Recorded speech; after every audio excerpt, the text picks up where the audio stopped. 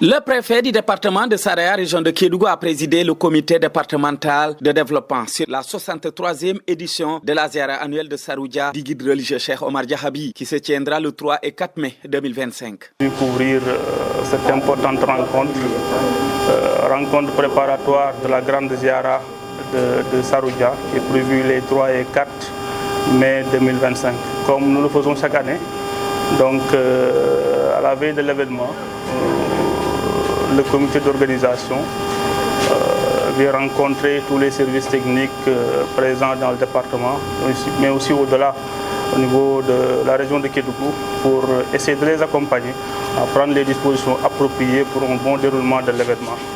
Comme nous tous nous le savons aussi, le Gamou de Saroudia, c'est l'un des événements phares de la région de Kédougou. Plusieurs acquis notés durant ce CDD, des médicaments, du riz, des groupes électrogènes pour l'électrification du site, la désinfection, le nettoyage des lieux de culte, entre autres décisions prises par le CDD. Pour le comité d'organisation. Donc à l'issue de la rencontre, nous avons reçu le comité d'organisation, on les a écoutés, ils ont partagé leurs besoins. Donc pour le bon déroulement de l'événement. Et les services techniques aussi, à leur tour, se sont engagés sur les différents points qui ont été soulevés par le comité d'organisation, notamment en termes de sécurité. Comme vous le savez, nous sommes dans un département frontalier. Mais le préfet du département de Saraya a tenu à préciser que faciliter ne veut pas dire ne pas contrôler les pèlerins. Mais aussi, nous avons demandé au comité d'organisation de nous aider pour que aussi les chefs de délégation puissent être identifiés, qu'on puisse partager les contacts avec les différents services pour qu'il n'y ait pas d'incompréhension. Parce que faciliter le passage ne veut pas dire ne pas contrôler. On va bien sûr contrôler, mais on va faciliter vraiment leur entrée à l'intérieur du pays. Et nous sommes dans la CEDEAO, ça facilite aussi les choses. Les autorités administratives du département de Saraya, en l'occurrence monsieur le préfet du département et le sous-préfet, vraiment ils sont en train de faire un grand effort pour la réussite de grands événements.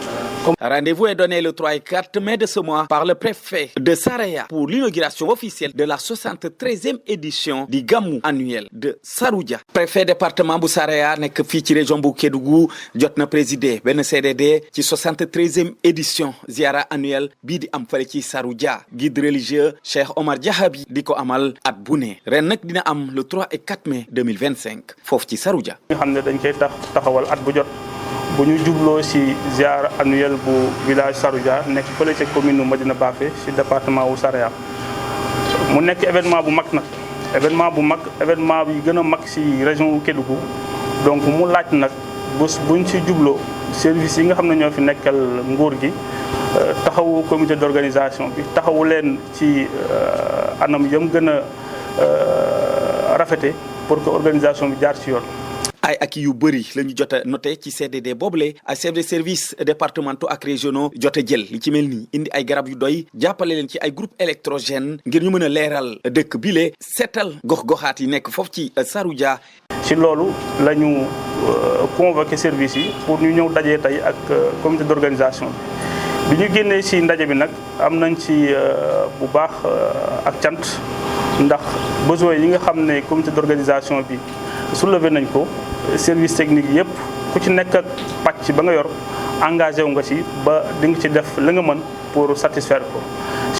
waaye préfet département bu Saraya jot na rafetlu bu baax initiative ak décision yu ñu jël foofulee moom nee na nag jàppale pèlerin ñu ñëw def seen ziara nu mu waree moo la ñu bëgg waaye nag taxul dinañ def seen liggéey moo di contrôler nit ñi ngir seen kaaraange. ci loolu nag ñaax nañ service de sécurité yi nga xam ne ñoo ne ci frontières yi ak ñi nga xam ne ñoo ne ci biir réew mi ñu jàppale comité d'organisation bi pour mën a assurer sécurité pèlerin yi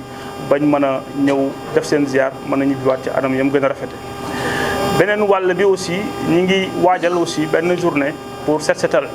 dëkk bi ngir mën a dalal nañ ci presse bi ak membre bi yëpp li nga xam ne dafa convoqué yëpp ñëw na service yëpp ñëw na ku nekk jël na engagement mu day ñaan yàlla li ñuy engagé yàlla mat engagement bi vraiment suñu président bu bees bi mooy Diomaye Faye dañuy ñaan yàlla seddal Sénégal. préfet jox rendez-vous nit ñi fidèles musulmans yi foofu ci Saroudia le 3 et 4 mai ci cérémonie officielle Gamou 2025.